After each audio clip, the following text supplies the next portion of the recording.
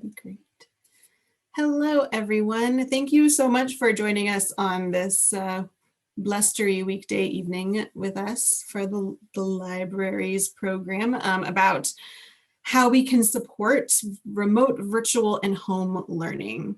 So before we get started, I am going to give us kind of some housekeeping stuff, and we're going to introduce ourselves, and I'll give you an overview of what we're going to talk about today.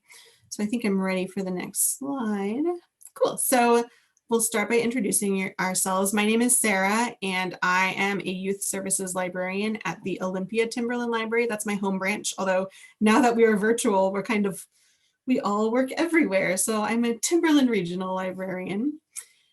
Raina, do you want to go next? Yeah, for sure. My name is Raina. I usually work at the Lacey Timberland Library as a youth services librarian also. But again, we're doing stuff for people from all over the place now, which is really. And I'm Linda McKinney, and I work at the Tenino Timberland Library, and I'm the library manager here.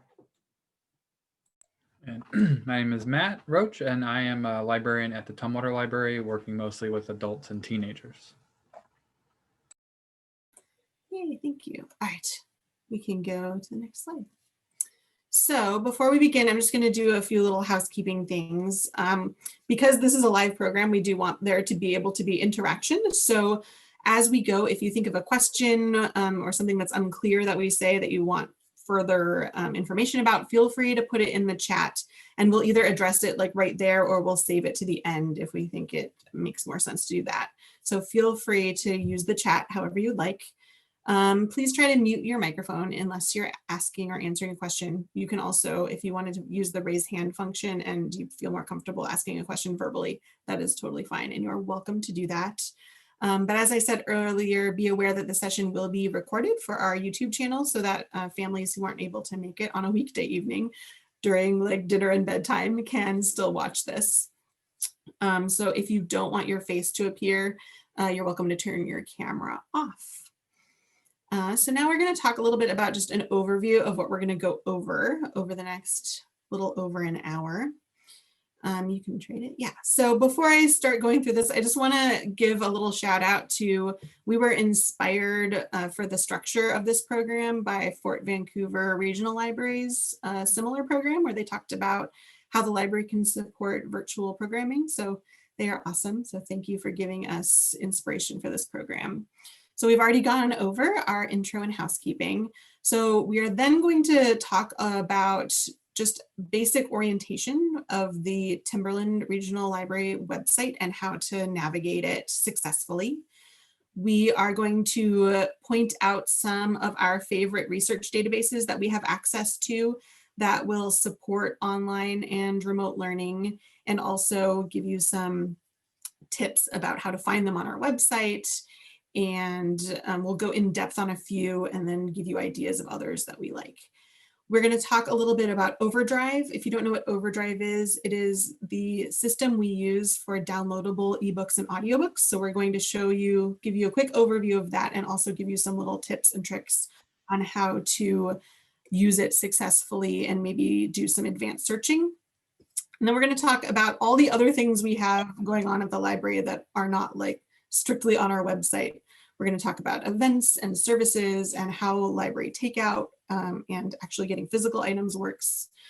And then at the end, we really hope we have some time to go to answer questions face-to-face and get feedback about what other things you might be interested in getting from programs like this, because we are here to support the community. So we want to hear from you about how we can do that. I'm going to start by turning it over to Raina.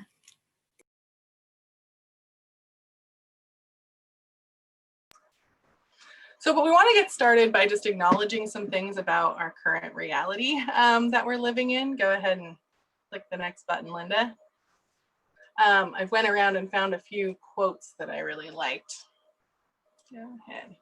So, as I'm sure everyone's aware, every time we're handling parenting, especially, every choice that we make feels really stressful and hard, because even in normal times, the decisions we make about our kids could change their whole lives. You know, maybe we let them go to a movie and they meet their next girlfriend, and that changes everything about their own, you know, identity. And, you know, that could be, there's every little thing that we decide can make a big difference in the lives of our kids. But right now, everything feels extra that way. Go ahead and click the next button.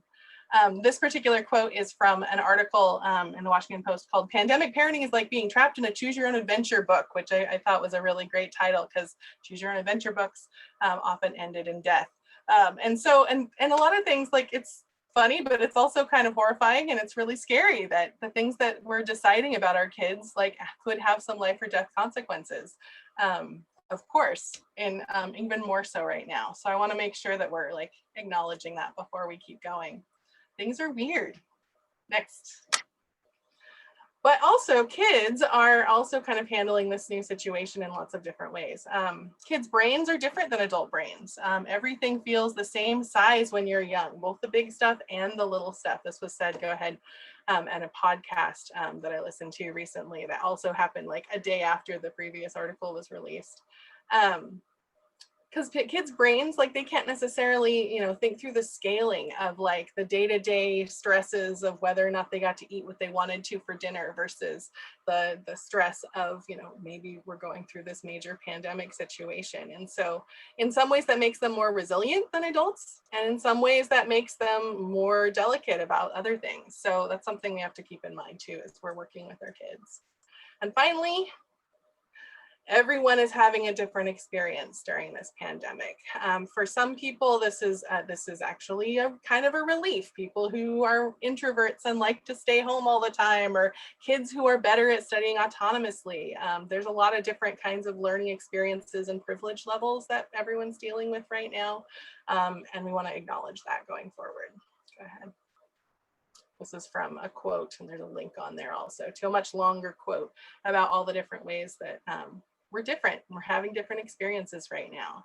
Another thing that's different is the vocabulary that we're using. I was raised, my education was mostly through traditional homeschooling, which was kind of inspired by the unschooling movement, but that's a very different experience from the homeschooling or the digital virtual learning that a lot of people are doing. There's a lot of different vocabulary pieces that are getting thrown around in lots of different ways. And so we're here for everybody in every situation, whether you've been homeschooling for a long time and it's a big philosophical decision you made a long time ago, or if this is just right now while you have to do it. We want to help you. Go ahead. So before we keep going, we want to know who you are. So we've got a few different questions for you. You're more than welcome to not answer them. That is totally up to you. But I thought it might be a good opportunity for us to kind of connect with each other and see where everybody's at. So I'm going to go ahead and launch those polls. There's 4 different questions.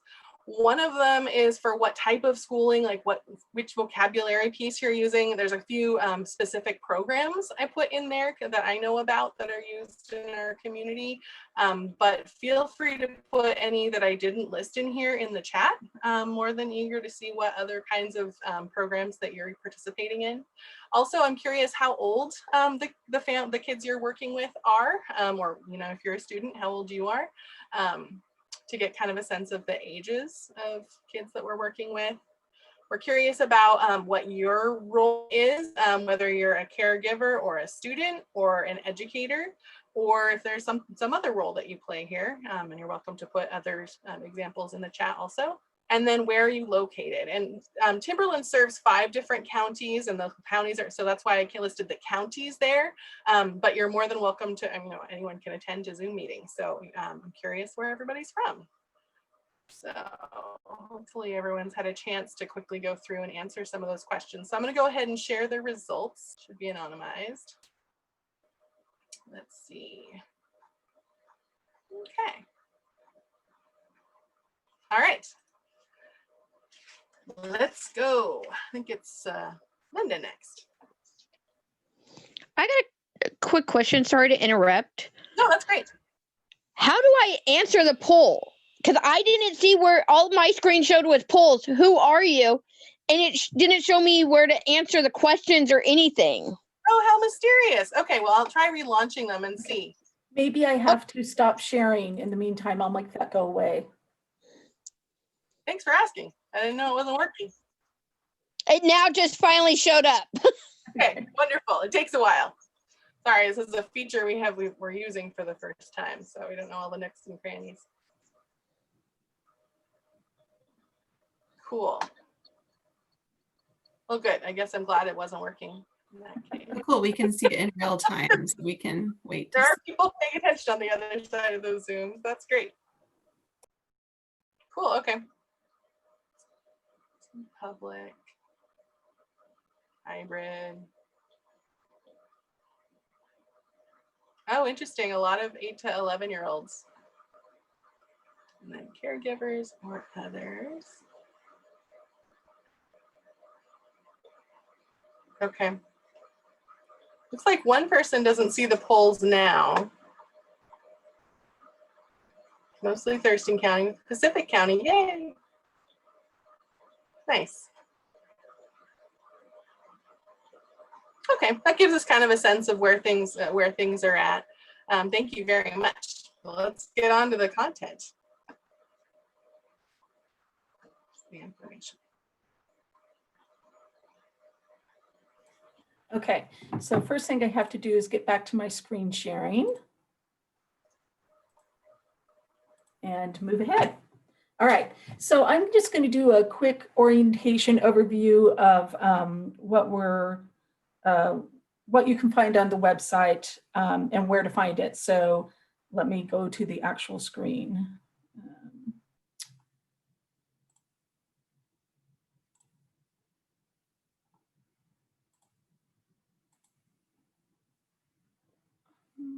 Okay.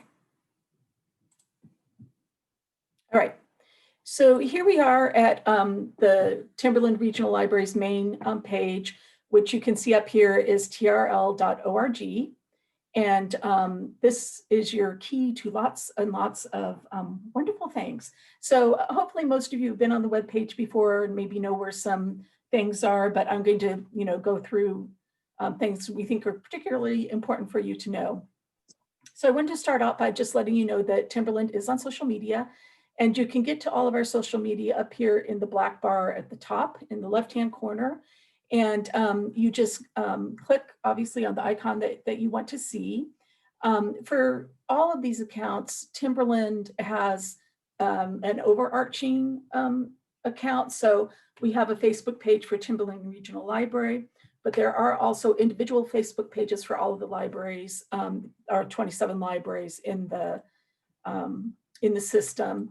And you can either Google, Tenino Timberland Regional Library Facebook, or if you're near the website, you can go to the locations page, the county, and then choose Tenino, because that's where I'm at.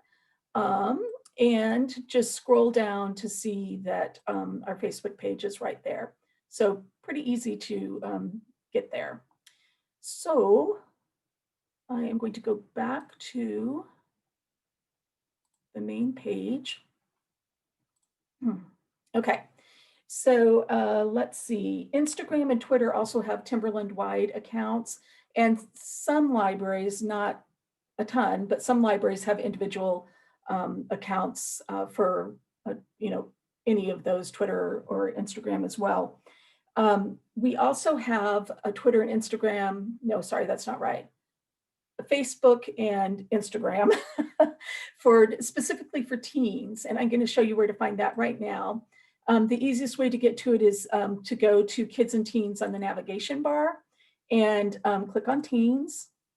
And when we get there, well, it says check us out on Instagram, but right here is a link to the social media. This is the teen specific social media. So that's where you can find the teen sites. Something that's kind of fun to know is that if you click on the Timberland logo up here, it takes you right back to the homepage. So that's nice to know, especially if you're kind of deep into the clicks and you're ready to go back to the very beginning. So we did talk about, also one other thing is we're also on YouTube, and easiest way is to click here to get there. And we have lots of different channels and playlists and that kind of thing. So be sure to take a look at that. These are pre-recorded things, and we'll let you know a little bit more about them in a little bit. So now this is where it'd be nice to have that logo. Okay, there we go. All right, let's see. So now that you know where our social media is, I'll talk a little bit about the website in general. I've been using the navigation bar here, and under these links, you will either get a additional menu, or it will take you somewhere directly, like when I was showing you how to get to the Facebook pages. Here's, a list of our locations. Getting back to the front pages there. Up here, you can get to emailing us or asking questions, how to get to different things, leadership team, and if you want to make a comment, that kind of thing. Also gives us some information that you might be interested in, like getting involved with your library or finding out what the Board of Trustees is up to. You also see here the link to your account, which hopefully you've all logged into with your library card number and your PIN number. You can get to your account and see what things you have on hold, what things are coming due, you can renew items, lots of other things. We also have a search bar for the library catalog, or if you're not looking for a physical item or a virtual item or an electronic item to borrow, if you're looking for something else, you can choose the whole site, and that will search everything, including like our electronic calendar, that kind of thing. Right here on the red bar, that's important announcements. So this one is about takeout, but in like pre-pandemic times, it would be like if there was a closure because of weather or something like that, that would be right there front and center so you could see it. We have our rotating banner here, which if you're interested in what it's showing you, you can click on it and it will take you to more information about that. So that is nice to know. I also learned that you don't have to wait for it to scroll through every banner. You can just click on here and see that one. So, maybe everybody else is like way ahead of me in the banner department, but that's, I just figured that out. Okay, so one very important thing to know is that there's more below the initial view of the page. And so down here, we have all of these little icons or buttons that can take you to some things that are pretty commonly asked about or pretty commonly used. So you can see the icons here. Getting a library card, if you don't already have one, super easy, especially right now, because you can get an online card and you can convert that to a regular card if you would like. Other things on the side here for you to know about. Information about how to upload your documents so you can do mobile printing and pick it up during takeout hours at your library. Events calendar, you can see all of the information here. One thing that I did want to point out is there is a frequently asked questions or facts about the reference databases, but right here, it doesn't have a cute little button, but we do have a link to all frequently asked questions, not just ones regarding databases. Okay. So scroll back up there. Social media. I'm just checking my notes to see.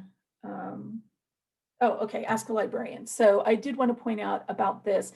This is another way to connect with us. You can email us.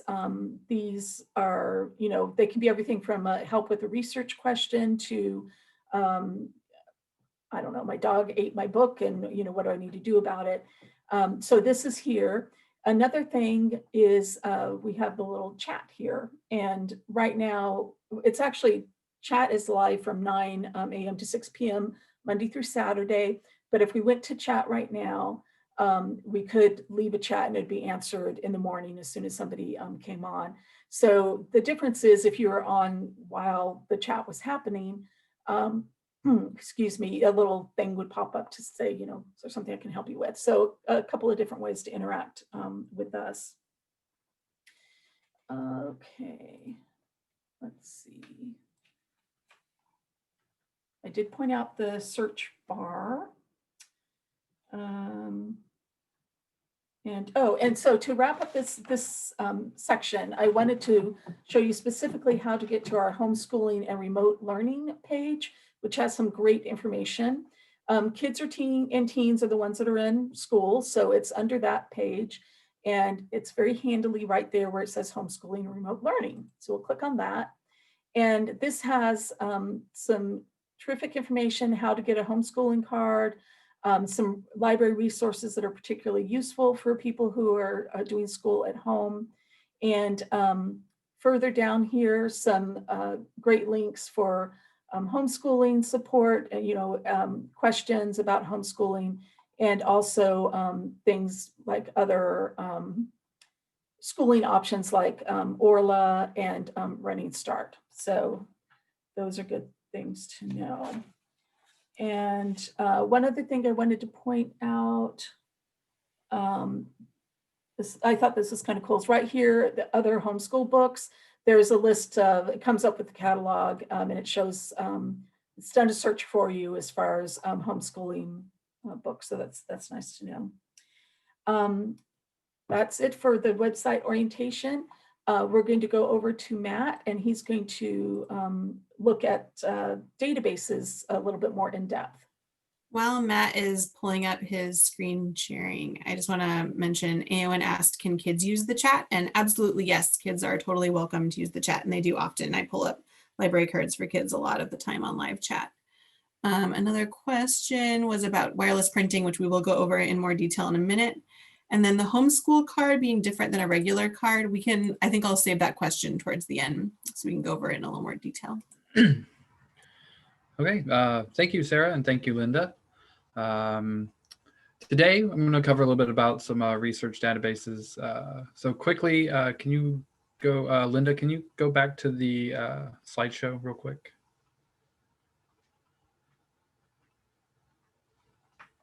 I might have to. I'm going to have to do screen sharing again, so give me just a second. Great.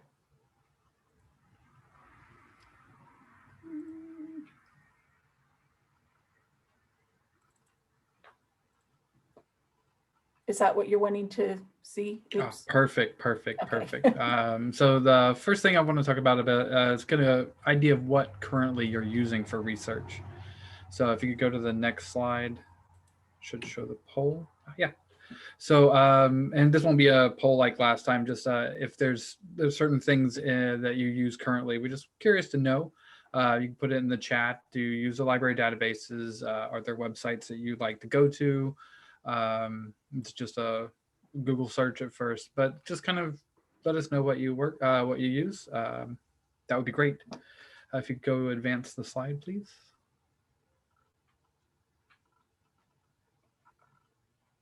Okay. I get this question a lot. Why don't you just go and search on the internet? So I'm going to give you a couple little bit of why databases a lot of times can be better resources and just easier to use. When you're searching the internet, you need to cite sources. It can be almost impossible sometimes to find out who wrote it. You scroll up, you scroll down. Where's the author? I don't know. Don't even get involved in bias. That can be hard to find, but databases, they're published material. They're written by experts, usually professionals. A lot of times they can be hard to find what you're looking for. With a database, you can filter results. You can make sure you're finding recent stuff. If you're looking for a newspaper rather than a magazine, you can even, with a lot of our databases, you can filter it by reading level. Make sure that your child can actually understand it. Citing internet resources can be very difficult. Luckily, a lot of our databases actually provide citations ready to go. I know personally, working with my child, sometimes creating citations can be a hair-pulling exercise, but luckily a lot of these databases, they have it at the top or at the bottom, or there's a button you can press and choose like APA or MLA style. And you're not even sure if the information you get on the internet is actually true, whereas all of our databases, many of our database articles are vetted for accuracy. All of them are vetted for accuracy, and many of them are peer reviewed. So if you'll go to the next slide. Okay, awesome. We're going to cover a couple of these databases up here. I'm going to go ahead and control the screen one more time. And we'll go here. So as Linda pointed out earlier, this is our website. At the top banner up here, we're going to click on Learn, and we're going to go to Reference Databases at the top. When you get here, there's going to be many different buttons. These buttons are done by subject that kind of help you out. If you're looking for geography information or science information, you can click on the buttons and they'll take you to various databases that we have on those subjects. Currently, I'm going to click on Kids Homework Help. And there's a lot here. As you'll see, the first one we're going to focus on is going to be Gale in Context. Gale in Context is great because it lets you search multiple subjects and multiple types in one in one database. So we click on one of them. The first thing it's going to do is going to ask you for your library card number if you're not in the library, which currently no one is. So let me go ahead and type in my number.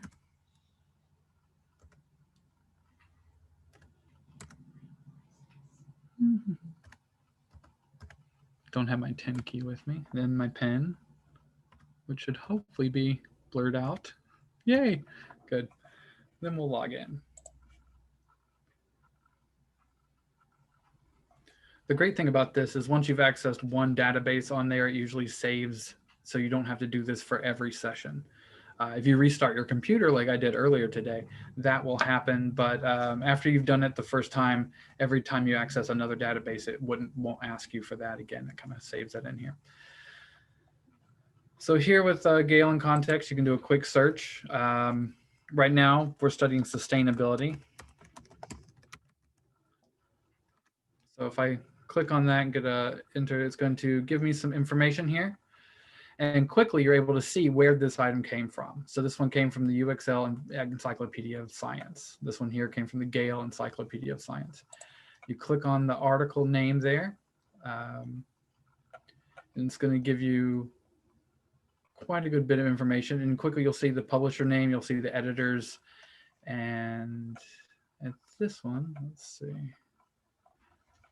There's the citation right there, MLA, APA, Chicago, done. It's beautiful. If you click, let's go back to results. You can find different ones. We'll go back to Gale in Context. We're going to click on the top button here. If we click on advanced search for this one,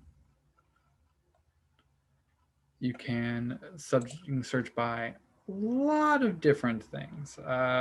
So you can do a multi-tiered search where you can do search a keyword in a publication title if you wanted. You can search about a particular person or place. So there's a lot of different options below. You can even limit to peer-reviewed journals, what have you.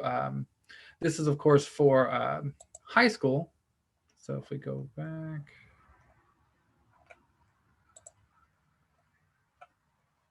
Let's see. Let's go back to this databases. So middle school will look a little bit different for Gale in Context, but not much. That's the great thing about a lot of these contexts is the main difference is the content inside it.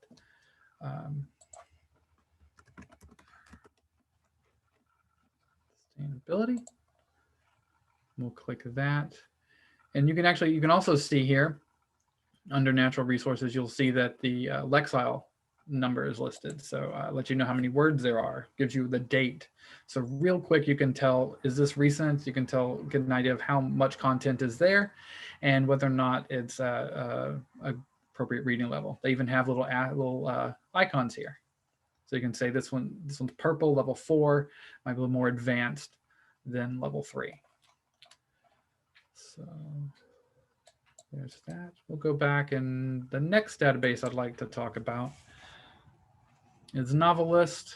After you've done all of your research, you might want to read a book, but you're not sure what you want to read. Novelist K through 8+. There's also a Novelist that includes everything for adults. It's just called Novelist. We have access to both. And while this is loading, I want to let you know that all the databases that we have are paid for by the library through taxpayer funds. And so they're not normally accessible if you just have the internet. You will need to go through the library's website to access these. But that's why they're awesome, because we pay for them. Let's see, for novelist, you can search by keyword, and this is to kind of, we use it a lot in the library to look for other books to read. So if you like a certain author or a certain title of book, you can find a new book to read. Let's see, so let me think.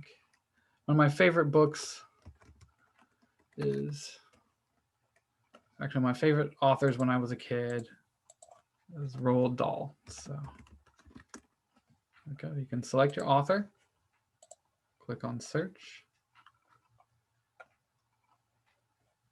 No, there it goes, okay. And we'll tell you a little bit about it, but my favorite thing is over here in the right side, read-alikes. You'll get a list of all the books. Oh, the Giraffe, the Pelion, it's a favorite of mine.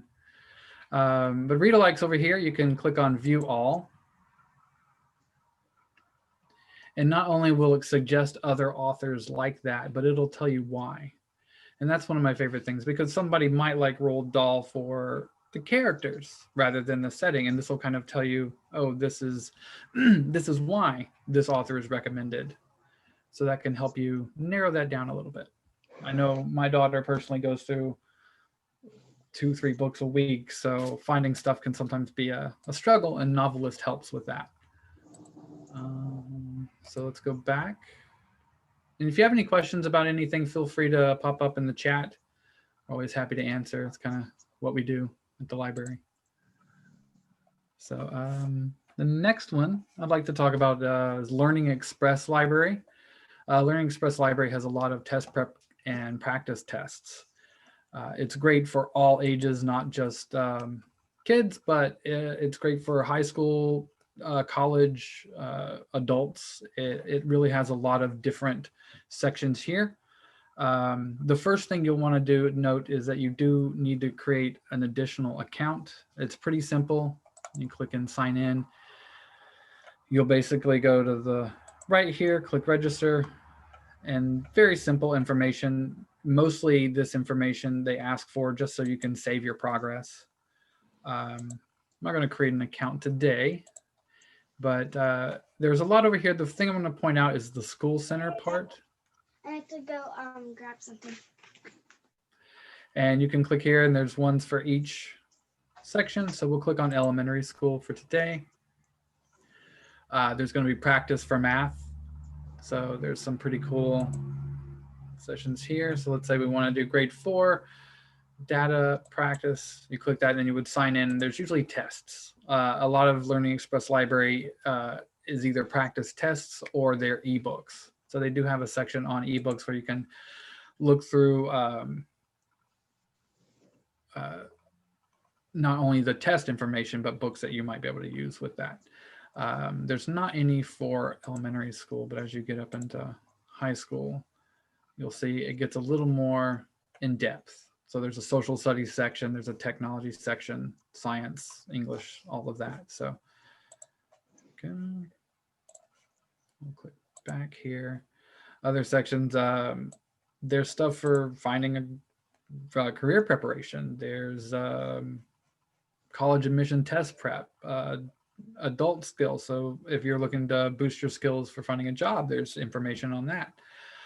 We even have, they even have resources in Spanish. So we'll go back here.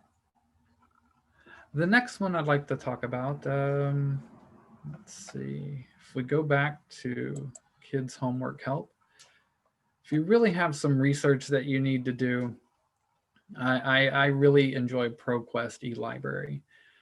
It has a lot of great primary sources. There's some photos in there. There's some like government documents in there, but there's also quite a lot of newspaper articles and journal and magazine articles as well. Well, if it loads. But my favorite part about eLibrary is this right here. Need help choosing a topic. I don't know about you, but when I was writing papers, I never could think of the topic that I wanted. And if I did think of a topic, then I'm like, well, where do I get the research for it? This is a one-stop shop. So we're going to talk about, let's say, environmental issues. You click on that and it narrows it down for you. So let's talk about endangered species. And then there's going to be information, there's going to be photos, and then down here there's going to be links to many different articles. And even you can get even more specific. So like you can talk about, you know, animals that are on the brink of extinction. You can talk about conservation efforts, and they're all already found references right here for you. Click on it, and then there's one of your research articles for you right there. And of course, at the bottom, well, there should be. Might have missed it. You can right here, yeah, there's a cite. You click on cite, and there's your citation right there in multiple different styles. So you can click copy.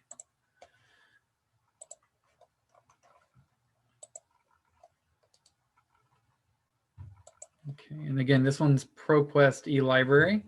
You can also just do a general search. There's a list of trending topics. Under the advanced search part for ProQuest, you can limit it by source types. If you know you need to find magazines or newspapers, you can just click one of those and it will automatically limit it. If you need recent stuff, you can either do a custom date search, or you can say, I just need stuff within the last 30 days. You can even limit to primary sources or scholarly sources. So like solid score. So it's got a little bit of everything. It's a great way to, one of my favorite things about eLibrary is that it gives you, it's a great place to start research when you're just learning up about research and when your first projects that you're doing. eLibrary is a wonderful place to start because it helps you find those topics. It makes it easy to cite your sources, and you know that everything you're getting is going to be up to date and accurate. So the last one I want to talk about is Scholastic Teachables. This is a new one, which you can see here actually includes printable activities. So a lot of times you need extra things, some extra activities that you need to do. If there's something you really want your kid to focus on that you might not be able to have the resources while you're doing schooling at home, this can be a place to find things. Let's close the little pop-up here. Yeah, welcome. Let me close it. There you go. Thanks. So you can click here on topics. It limits it by, helps you kind of go by grade. You can go by subject. So we're going to click on, let's say, grade 6. In 6th grade, you can see here. So let's do independent probability. That sounds like fun. So when you click on this, it's going to give you a little bit of information about it, give you more of the subject, the grade that's there, how many pages it is. But with these, when you click open, and you'll actually get a preview over here, you click open, it's going to, sometimes it'll do this, like if it's a PDF, but there are other times where it'll be a zip file, where you will need to download and extract the file to open it. This one here, it's pretty easy to see. And as we'll talk later, any of the PDFs you have here, you can upload to our print server at printing.trl.org to then have us print off and for you to pick up. But we'll talk about that a little bit later. So there's that. And then Linda, if you'll go back to the PowerPoint.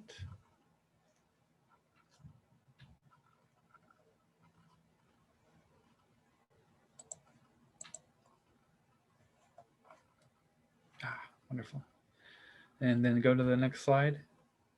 Okay. I did want to talk about a few other helpful databases. We won't go through and show these, but as you can see here, Muzzy and Pronunciator. Muzzy's intended for younger kids, and Pronunciator's great for older kids and adults. There's even an app for both that you can use, and they're great for learning new languages.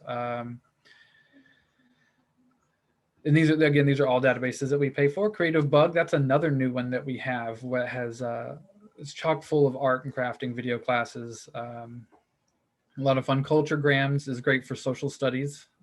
It has numerous articles on various countries and people. There's lots of information on cultures from around the world, full color pictures. Tumblebooks is great because if you're looking for a story to read, everything you see there is instantly accessible. So there's no holds to place and waiting for that. If you want the book and it's there, you can already go ahead and read it aloud together. Like it's a digital books for young kids, like picture books and things like that. A to Z, there's a couple different A to Zs. There's A to Z states, there's A to Z countries, and there's A to Z like culture and food. It's a great place to find, again, similar to Culturegrams in that. And then lastly, the History Study Center is one of the best places we have for primary sources. It's loaded full of like scanned documents and other historical resources that are available. Let's see, do we have any questions in the chat about anything? Something. Okay. So, okay, I think that ends that part. If you could go to the next slide, Linda. Okay. All right. Awesome. My turn. All right, so we are now going to talk. I know for a while the library was closed and the only thing we had access to was our downloadable ebooks and audiobooks, and we're open again, so we're still allowing people to get physical items, but I still think in pandemic times we're seeing a huge tick in people using our ebooks and audiobooks. So I want to make sure everyone understands how to access books, downloadable books and audiobooks from the library without having to go anywhere. You don't have to come to us at all. You get access to these for free. So I am going to share my screen again, and I'm going to just show you Overdrive. So Overdrive is the service that the library uses to get ebooks and audiobooks to you digitally. It's a platform that we purchase books for, so we are deciding what books show up there. And I will show you how to get to it. So if you go to our homepage at trl.org and click Borrow, the second thing down is Overdrive eBooks and eAudio. And it will take you over to a page that looks sort of like the Timberland Regional Library page. And these are all of the books that we have purchased in digital format. So as you can see, it has some suggested book lists if you scroll down. But I want to point out that we have kids and teens specific reading rooms. So if you are looking just for kids books or teen books, if you click, click on kids. If you click on kids, it will take you over to a reading room that will only show kids items. So one of the cool things about this is if you search in here, it won't show you adult titles at all. So it will only show you books for children. Same with teens. So I'm just going to show you really quick how to navigate this place. At the top, we always have our Anywhere Book Club featured. Anywhere Book Club is basically books that are available with no waitlists and no holds. We have to buy certain numbers of copies of ebooks just like we would with physical books, which means that limited numbers of people can check them out at a time. So if like we have 2 copies of the digital ebook and they're both checked out, then you're out of luck. But we always have some that are always available for unlimited use. So these books at the top right here are books that any number of people could check out at a time. So they're really awesome for things like book clubs. So like if you're working with a group of other students who all want to try and read the same book together, they could all check out these books at the same time and read them together and then have a discussion about them. Another thing I want to point out is if you click on collections here at the top, there is a remote learning collection now. This is pretty new and it's kind of hard to find, so I want to make sure you see it. You can find it from any of the reading rooms, so teens, kids, or adults. And if you click on remote learning, this is where we have gathered all of our always available books. So every book that exists that has simultaneous use where more than one person can check it out at a time without having to wait in line is on this page. And so they should say things like, no wait, these books are great. So there's no wait on those books. Always available is another word that you want to look for. That means that any number of people could read it all at the same time. Another way to know if it's always available is if you click on a book and there's a little tag right here above borrow that says always available. That means that it's one of those books that everyone can check out at a time. It's something I want to point out because even if you're like a seasoned Overdrive downloadable books user, not a lot of people know about that. I'll show you what it looks like when it's not an always available book too, so you can tell the difference. These ones down here are not, I believe. Oh no, it is. Never mind. I was wrong. We have a lot of always available books now, which is awesome. But there are some that aren't. Let's see if any of them are. Nope, these are all always available. Never mind. This is a great place to go if you want to find always available books because they're all here. So to actually check out a book, I just want to make sure everyone knows how to do that. You want to make sure you're getting the format you want. We have audiobooks that have a little headphone symbol, and then we have ebooks, which are like a book you actually read on a screen. And all you have to do to check it out is click borrow, and then log in with your library card and click borrow again. I'm already logged in, which is why it didn't make me do that. Another cool thing is that you don't have to have any special software to read these. If your kid has a Chromebook or something from school, they don't have to download anything special. They can listen or read now in browser. And that means that it'll just open up in a browser and start playing. So like this one is an audiobook and it'll open up a little like web player. And then you'll be able to listen to the book just right there on the screen without having to download anything special. I know that lots of school issued computers are super locked down, so this is really convenient for that. I'm also going to show you the app, but first I want to give you one more searching tip for Overdrive. It's hard to find, but there is an advanced search. So if you're looking for more detailed things than just like the title or a subject, if you click on search at the top and then click advanced, this tiny little advanced button, of course it's like tiny and impossible to find. There it is, advanced. You will see all of the things you can limit to while you're searching. So like if you're, for example, looking for a book about art, let's see, there's an art book, but you also want to make sure that it is specifically for K through 3. You can also search by actual text difficulty level, like Lexile, and then do search, and then it'll only pull up the things that fit those two requirements. So these are all of our books for K through 3 that are about art that are available on Overdrive. Another thing you can do is once you've done a search, there's limiters on the left-hand side here. So if you are like, oh wait, actually after I did that search, I decided I only really want to find multicultural art books. You can click right here under the subject and then limit even further. So these will kind of narrow it down after you've searched a little bit to even more specifically what you are looking for.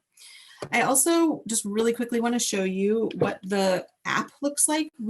This is how it looks if you were doing this on a computer, but we do have an app for Overdrive, so you can read and listen on any mobile device, Android or iOS, and it's called Libby. So if you were downloading it on an iPhone, you'd go to the App Store. On an Android, you'd go to the Google Play Store and you'd search Libby, which is spelled L-I-B-B-Y, and that's the app version of this.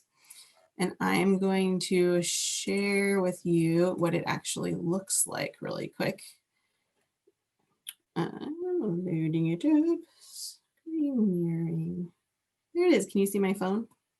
Awesome. Okay, so this is what the app looks like. It's basically like a squished down version of what the website looks like. So the search bar is still there. You can still search for whatever you want. It still has all the book lists. It has, you can store your library cards in here. One of the cool things is that if you have a library card, more than one library system, you can store them all in the same place in the app. So as you can see, I maybe double dip a little bit, which is awesome. We have reciprocal relationships with many library systems. which means that I can put holds on like the same book in 4 systems, and then whichever one gets there first is the one that I use. So I use Pierce County, Timberland, Seattle Public, and King County, which you all can too if you have a Timberland library card. And you can easily switch between them on here. So if I wanted to look for a book in Timberland, I'd click here. And if I didn't find it, I could click up here again and switch to Seattle Public and search in Seattle Public, which is super cool. And you can always add a library right here. If you click add a library, you can add a new library card there. So you also can use this app to see what you have checked out over. If you click library on the bottom left, it searches the library. And then if you click shelf, it shows you what you actually have checked out or on hold. I'm going to show you something cool about one of the books I have checked out. So this book I was reading, I don't want it on Kindle. I want it here. But actually this is really great. So I will show you how to switch from Kindle. I'm going to go to manage loan and see where it says read with. I can change to Libby and read it in Libby on my phone instead of sending it to my Kindle. I have a Kindle too. So here it is.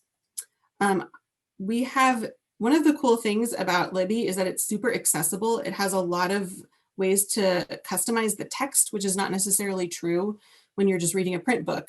So if you're dyslexic, there is a font you can use to actually make it easier to read. It's called Open Dyslexic right there. So you can select that one. And then your book will actually show up in that font. It looks like that. So if you're finding that it's hard, like the font size is too small or you don't like it, there's a lot of ways you can adjust it to make it better for you. You can change the lighting. Like if you prefer to read that way, you can do that. So it's really dynamic and there's a lot of really cool things you can do with it. And if you are not already using Overdrive or Libby, I highly recommend playing around with it. I thought I saw something pop up in the chat. Is there something I should address? Oh, yes. So someone was asking about the others. So we have reciprocal relationships with a lot of libraries, actually. The ones I personally have were Timberland, Pierce, King County, and Seattle Public were the ones that I have, but you could get more than that. Often you have to actually physically go there, which is why I don't have more than that, but we can show you if we have time at the end how to find out all of the libraries we have relationships with that you can get cards from. So I'm going to stop screen sharing now and pass it on to Linda, I believe.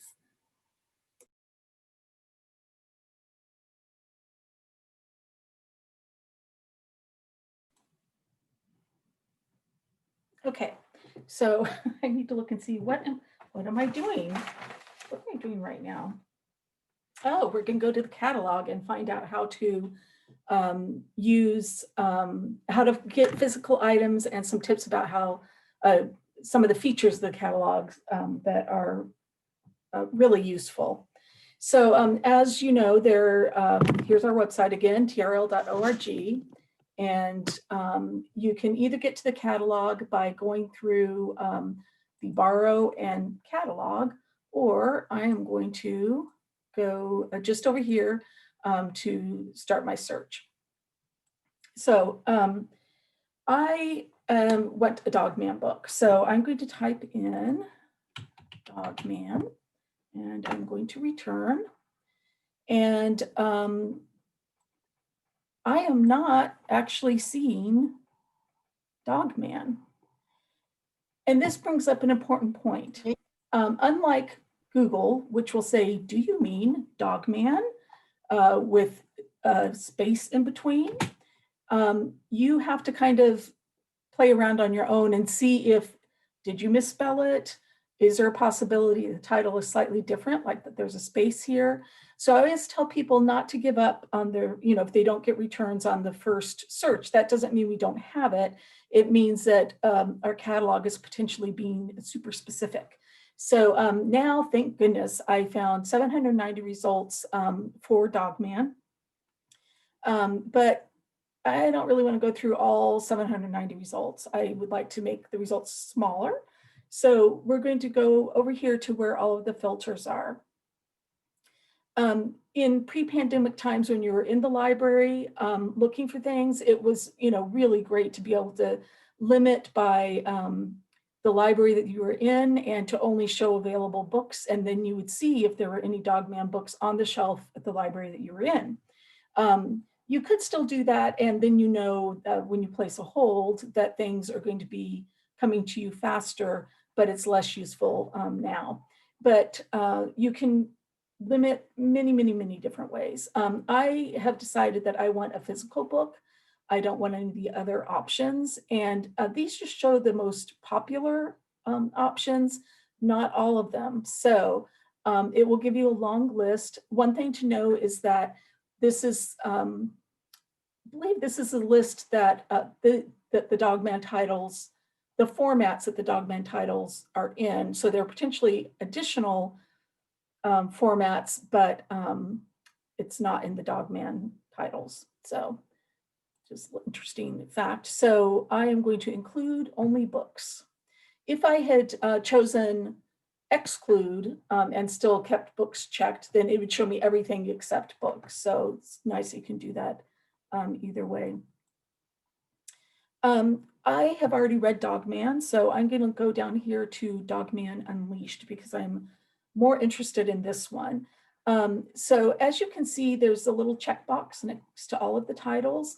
And so if you're just interested in one title, you can place a hold and type in your library card number and PIN, and it will put it on hold for you.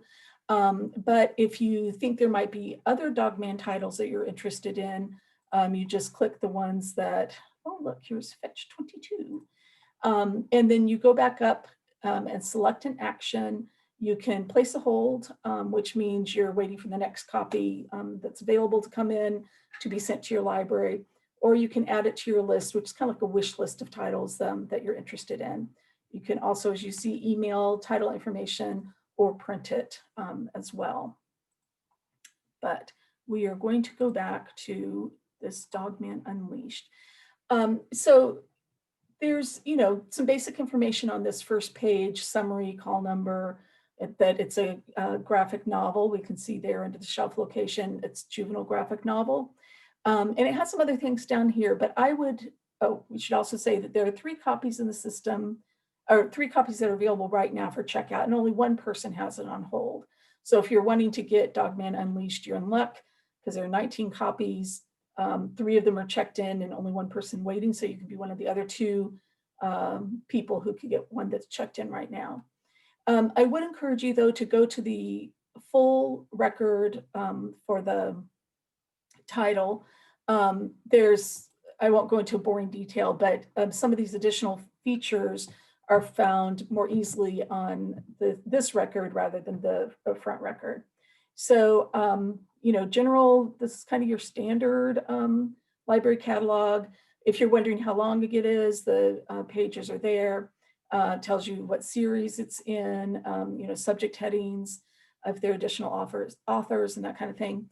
It shows which libraries have the book assigned to them, what their copy is, the status of their copy.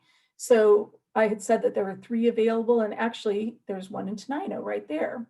And the other ones are in, let's see, Lacey has a copy and Chehalis has a copy. So it's kind of interesting to know. But that's it on this page. You might be thinking, what additional information? And it's a little bit hidden. You have to be alert to see that more information is right there. So we're going to click on it. And this is a great way to find new other books if you like reading Dogman, other books that might appeal to you, as well as some things that could be helpful for parents. So I'll just go through a few of these.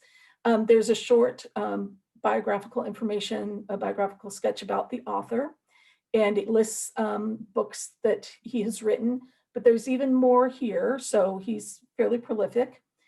He also did Captain Underpants, if you're not aware of that. If it's a series, it shows you all of the books in the order. And with this little blue box, we see that we're looking at number 2. So if we're looking for Dogman, but we really wanted to start at the beginning of the series, this will tell us that we're on the wrong book. So that's kind of nice. And then here's your what we call read-alikes, books that read in a similar fashion to Dog Man. And this is what Matt was sharing on the novel list site, that you could off to the right click on the books that might also be of interest to somebody who likes this book. And it also gives you a similar series that they think readers of Dog Man would like. More recommendations if you want it. I wanted to spend a moment or two on the reviews. There are two kinds of reviews. The reader reviews, which we're all familiar with, on Goodreads or Amazon or what have you, about what people who've read the book think of the item. So they can be short or a little bit longer. It does tell you where the review is from. Both of these happen to be from Library Thing, so you know that. But reviews should give you a short summary of the book. The people who write reviews will give varying levels of information when they do the personal reviews. So here we find out about, this was an adult who's reading because all the kids like it. And they got quite a few chuckles out of the book as they read it. And this person also talked about the Fliporama action pages, along with how to draw stuff at the back. So that was nice for them. But the professional reviewers here, these are two very common book review sources for libraries, Booklist and School Library Journal. And this has additional information that especially teachers or parents might be interested in. So on SLJ right here, you see right here at the front, it's typically enjoyed by kids who are in grades 1 through 4. We open it up and we see it's a little bit longer. They do have a little bit more of a detailed plot summary. And this one talks about what the illustrations are like, and kind of gives you a sense of the writing. The sentence structure is simple and concise, but there's a sense of sophistication with puns and that kind of thing.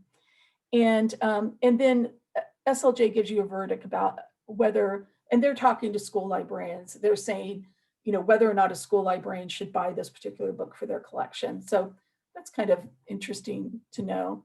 But different reviews focus on different things. And so Booklist tends to have shorter reviews, but we find out in this one that, it's unmistakable brand of humor, blah, blah, blah, about the art. It's a really fast-paced plot. There's potty humor and over-the-top reactions. So if you're not interested in potty humor for your first grader, then you know that you don't want to, choose this book for them. So it is, there is different information available depending on where you look for the reviews. So I'm just going to make sure I didn't forget anything that I wanted to tell you about the reviews. Okay. One thing that I wanted to go back to is way up here under more information, there's supposed to be reading level information.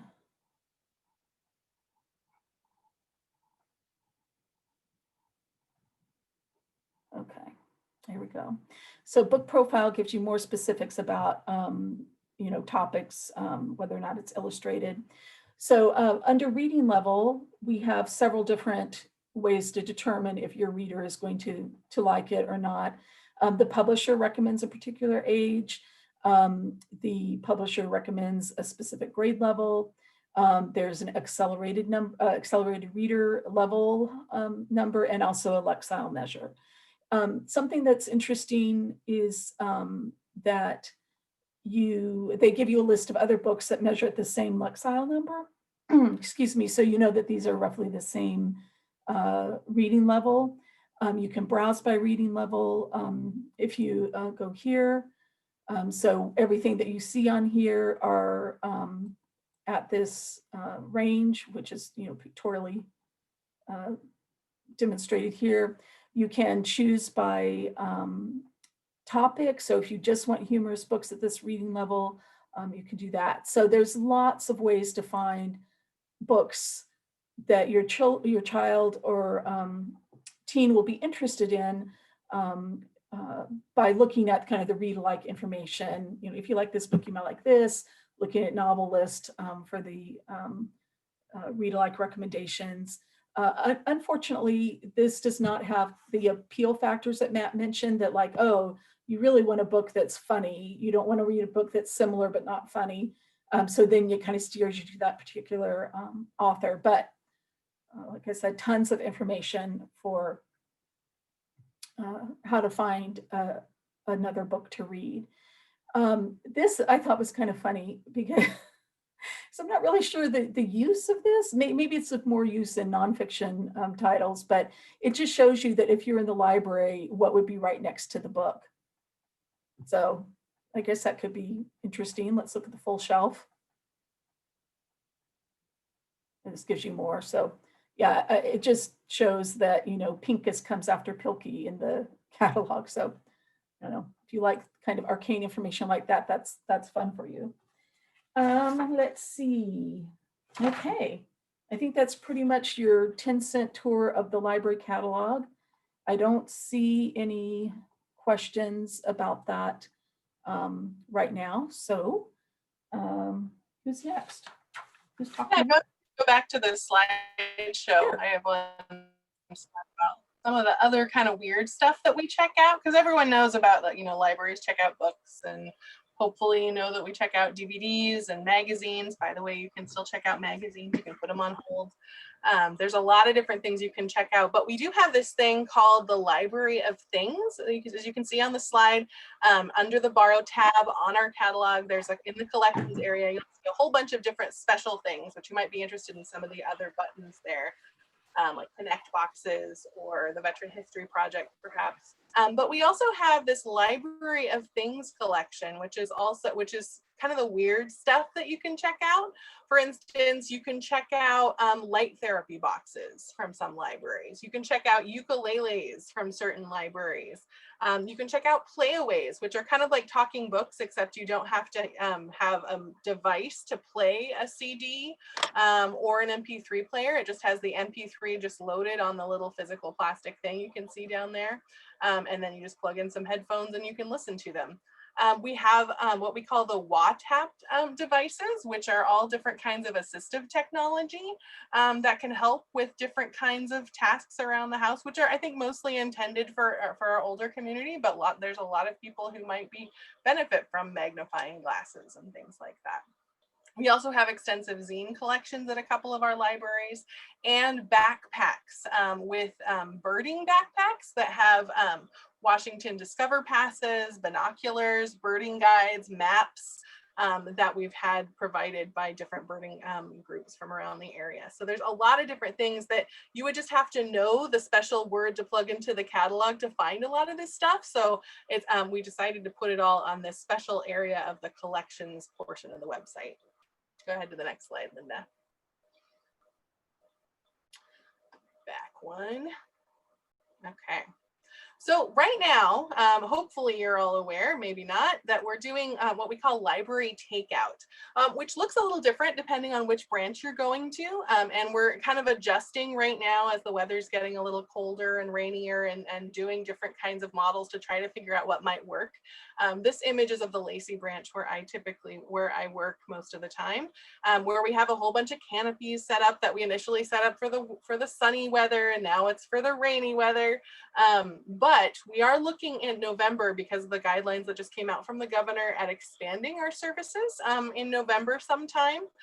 There's a lot of moving parts, so it's not happening immediately, but it will happen eventually. But the things that you can expect at most, if not all, Timberland branches are some level of self-service hold pickup. Instead of having to wait for somebody to bring something out to a table, we are expecting to let people into the branches at some level to be able to check out your holds yourself. We're planning to do some limited computer use, very limited, like our big library, Lacey Library. We're planning to maybe have 2 people at a time for a half-hour session, at least at first. We're probably going to be expanding that a little bit, but for now, that's the plan. We're also expecting to have expanded hours and days. So like right now, most of the branches are only open from 1 to 5, Tuesday through Saturday. We might get a little closer to the hours we had pre-pandemic as part of that, but there will be more news about that. Just in case people didn't see in the chat, we also wanted to highlight with the homeschool cards, the main difference between a homeschool card and a library card, like a traditional personal library card, is that it checks out for 5 weeks instead of 3 weeks. For a lot of families, it helps people get organized, and just so they know which things are for school and which things are just for, personal fun or whatever. So that's one of the main differences. We used to ask for letters of intent to get a library card, but we decided for a homeschool account, but we're not doing that any longer. Go ahead to the next slide. We're also doing mobile printing. Linda mentioned down in the how do I, there's a mobile printing button there that'll go through the different guidelines. Just in case you missed this memo, but it happened right before the pandemic, all of our libraries have color printing now. So you can print up to 100 pages in black and white every week for free from the library. But if you choose color, the way that the computer system works is that each page is 10 cents. So you get $10 of credit to be able to print 100 pages in black and white. If you choose to make those color pages, they're worth 50 cents. So that lowers the number of pages that you can print, but you can do a mix of color, black and white. You can upload those in a couple of different ways. You can either email them to an email address that's listed at that button on the web page. You can also just go in a browser to printing.trl.org and upload them directly.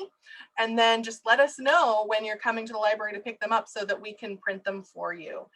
They stay in the system for 24 hours. So as long as you've just uploaded them within the last 24 hours, we can get those printed for you. All right, I think Matt's going to talk about the mobile app. Oh no, we're gonna talk about grab bags too. I forgot. That's a whole other thing that we're doing is grab bags. So because we know that so many people love libraries for being able to browse what's on the shelves and just see something that they've never seen before and get excited and check it out for free.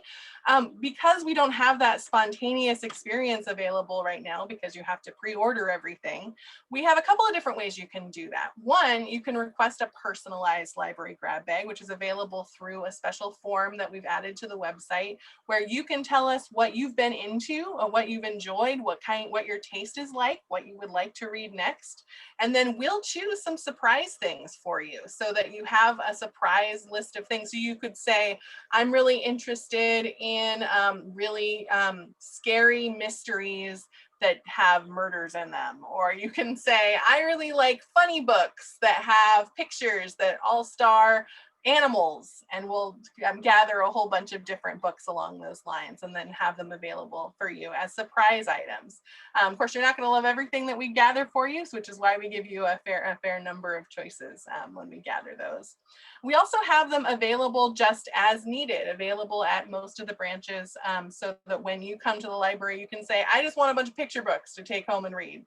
And we'll just grab our pile of picture books. And we try to make a priority of having those be new ones or very seasonally appropriate ones that everybody will be excited about reading at that time, and a good variety. All right, next slide. Now I think it's Matt. Awesome, thanks, Raina. So talk a little bit about the app. I'm not going to screen share with it because I couldn't get that set up. But on the left side here, you'll see the icon, and the TRL mobile app is available first for both Android and iOS. You can search Timberland Regional Library in your the Play Store or App Store, and you should be able to locate it. You will see an icon that looks like what you see on the left. Once you get into it, you should have easy access to our catalog. You can find libraries near you. It'll use your GPS to find out where you are, and then find libraries close by. You can easily access your account and see what you have on hold, check out, what have you. You can, at the top, you'll see the search that goes directly into our catalog, where you can put books on hold or search for books while you're there. In the middle section, you'll see what it looks like when you search for a book. You can click on it, and you'll be able to put a hold on it there. As far as the location, you can see what hours are open real quick. You can find out the address and be able to do directions. My favorite part, and it doesn't show it here, but in the first screen underneath where it says My Account, after you've logged in and created an account, you'll be able to see your barcode. You can click the button at the bottom that says barcode. It'll show your library card barcode number, the barcode itself, and the number underneath it that starts with D. Even better, you can add multiple barcodes. So if you've got a family, each person in your family has their own card, you can easily go between each card and swipe and find the card that you currently need to check out. The barcodes usually work for our self-checkout once that gets back up and running. Some screens work a little better than others, but I find it incredibly useful. That way I don't have to hunt through my wallet and find a card for each one, and then the name's worn off of it. So I don't know if it's mine or if it's my daughter's or what have you. This has their name, the number, and the barcode for each account that you want to link to it.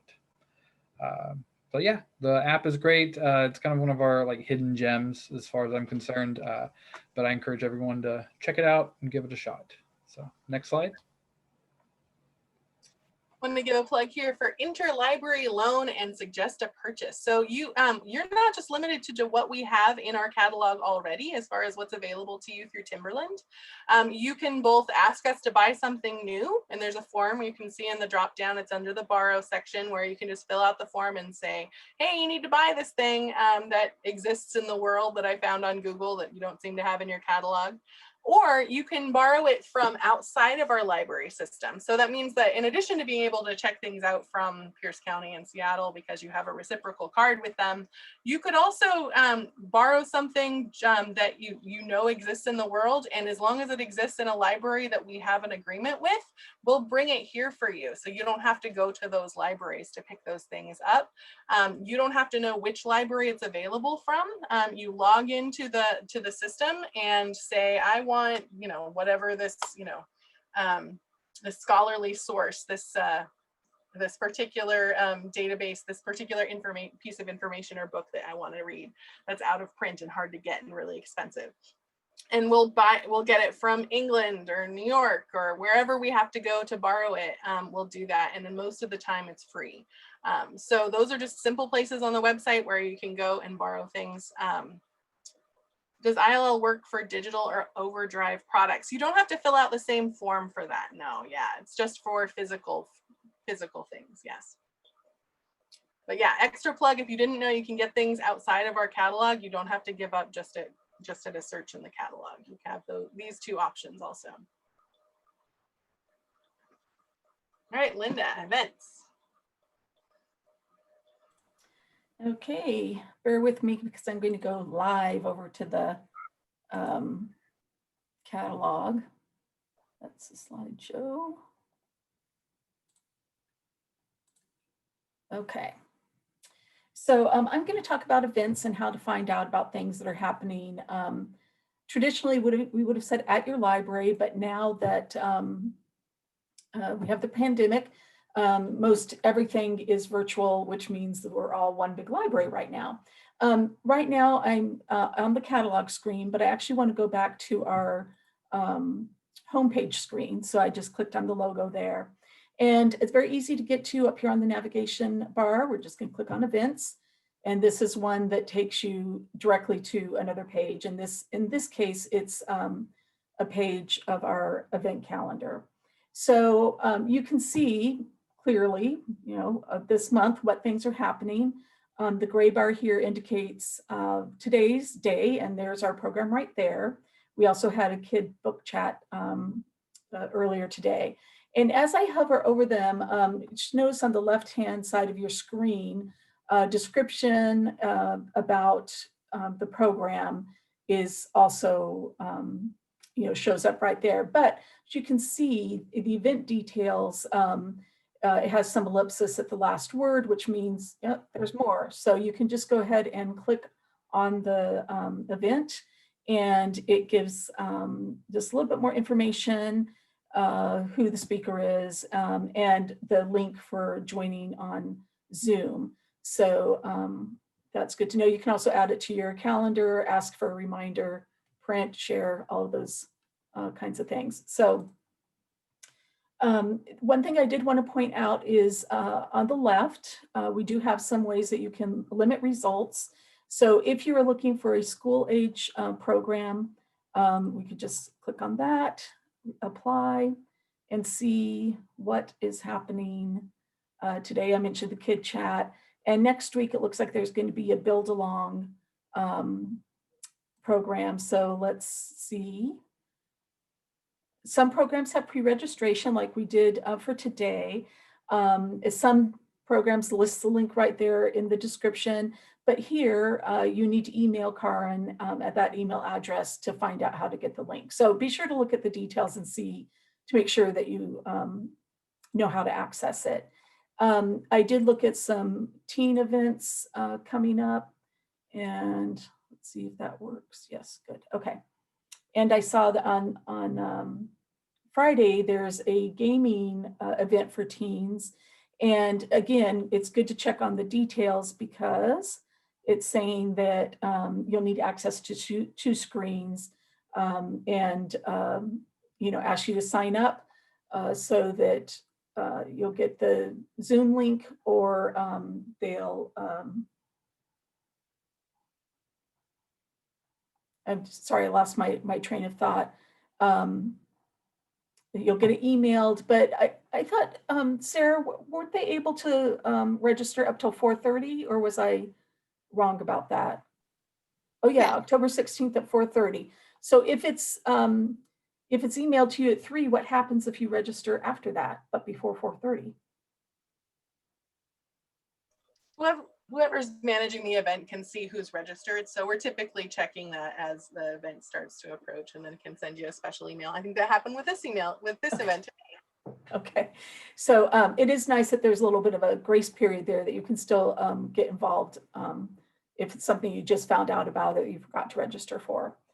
I also wanted to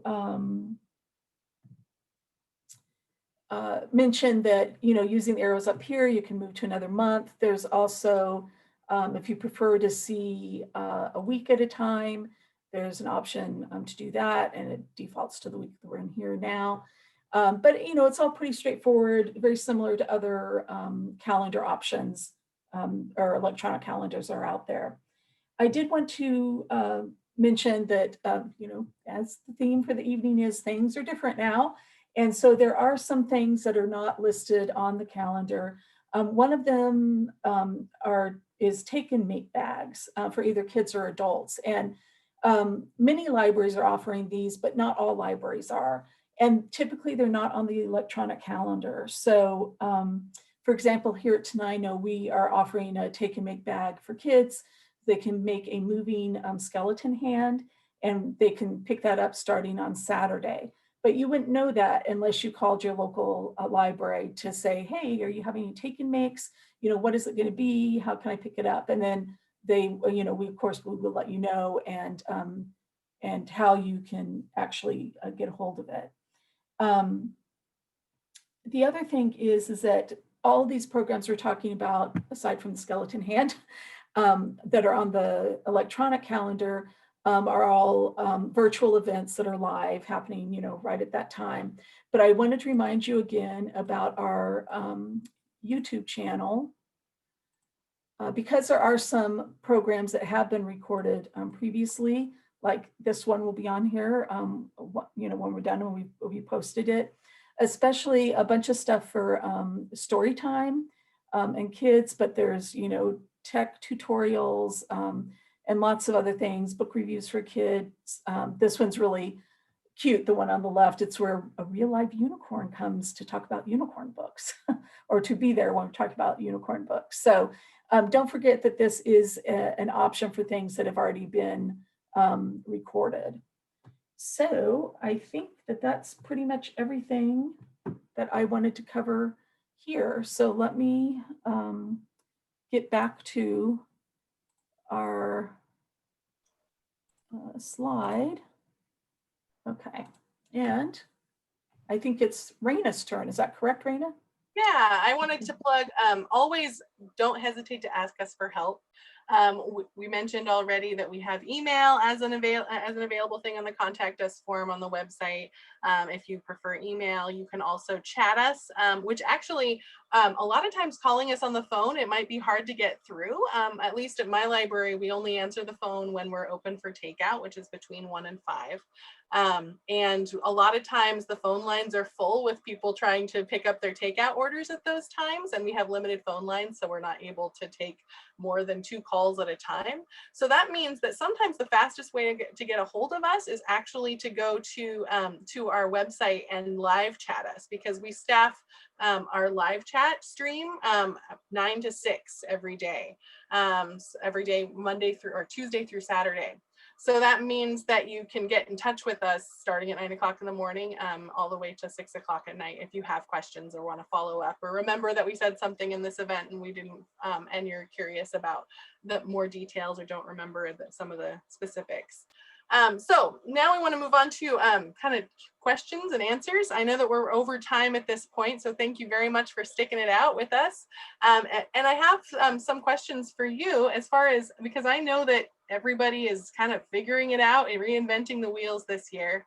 I know that we've made a lot of different discoveries of things that you might appreciate, even if they're not necessarily linked with the library. So feel free to either unmute yourself or go on the chat and recommend a resource, because we would love for this to be a space for you to connect with each other also about things that you've learned, things that are making it easier right now.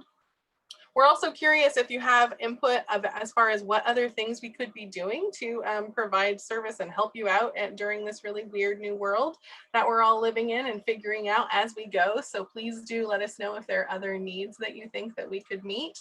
And then we're also curious if there are other events, if you would like more events like this. Would you like more events where we tell you about stuff the library has? Are there specific kinds of topics you would like speakers on? Would you like a networking opportunity just to kind of meet up with each other and share ideas and have a lot less of us talking at you?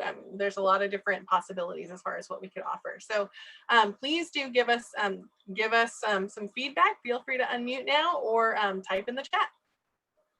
I'll give you a few seconds.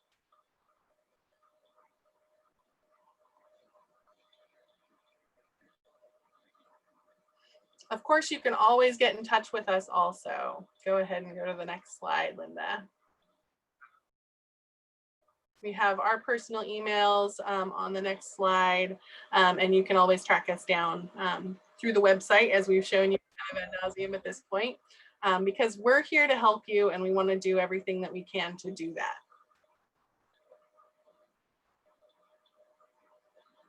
Thank you very much.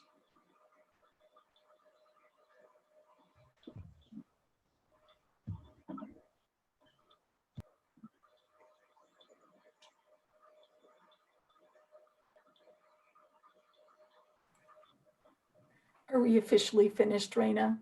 Sure. Okay. Well, Yeah, I would just. I was kind of waiting in case there were more questions in the chat coming up. Okay. Yeah. Hear anything? So well, we're ready to wrap up. I was about to. Well, I was just going to say, while people are considering whether or not they have a question for chat, just to thank you for taking time out of your busy schedule. Seems like schedules are even more packed, more things that are being expected of people, especially of parents. So thank you for joining us this evening. And as Raina said, please do reach out to us. Amanda, did you want to say something? Yeah, I was going to ask, is this a video? Will the video you're making tonight be available on YouTube? Okay. Yeah. There was a lot of stuff here that I'd like to share with my families at my school, and some of the families have switched to the TVA, the Tumwater Virtual Academy, and I'm curious if those families qualify as homeschoolers now that they're doing that academy. Yeah, I think we mentioned earlier that we used to require letters of intent to get homeschool accounts. That would be the only instance where we would need to qualify people as homeschoolers, where if we were going to give you a homeschool account. But for my understanding, but we're not requiring letters of intent at this point. So if you're at home learning, you can totally get a homeschooling card. Yeah. Okay. Sure. Don't worry about because that I think that would be interesting to some of our families to know. Yeah, because sometimes, I mean, a lot of the times people choose that not only because it's a 5-week checkout, but also because it means that you can check out another 50 items for your household. So if you're already checking out 50 manga for your teen, you can also get another 50 for your educational stuff. Another thing to know, Amanda, is that librarians are like super excited and willing to speak to classes. So if Right. you contact your local branch and say, I'd love to have someone visit like some Zoom classes and like go over, not all of this obviously, but like pick stuff that you want us to talk about, we will do that for you. Well, this so far, I'm not doing any Zoom classes because I think the kids are they're really overwhelmed with Zoom. Just last Tuesday, my son and I, we had 6 Zooms and it was just too much. But so I'm sharing videos with the kids, and I have a more helpful information page. I'm not sure what my traffic is, but it would be really great to share some of this with the families. Yeah, and if you wanted to even like tell us which topics you'd want shorter videos on, that would help us know what kind of content to make for the channel. Great, I'll get a hold of you, and then we'll talk about that because that would be really cool. Because the whole district could use that. That'd be great. That's awesome. Thanks. Yeah, we want to make stuff that's actually useful. So feedback is excellent. Oh yeah, the kids are on computers all the time, but I think there's stuff here that they can use, and more books, of course. Always more books. Yeah. All right. If anyone else has anything, feel free to email us. If you think of like other programs that you think would be helpful in this vein, feel free to email us. Because as I said, we're trying to become more community-led as a library and respond to the needs of the community. So if you suggest something that you want, we will probably find a way to make it happen. All right, well, I will let you all go and enjoy the rest of your evenings. Thank you so much for being here. And I think you can probably stop recording. Thank you.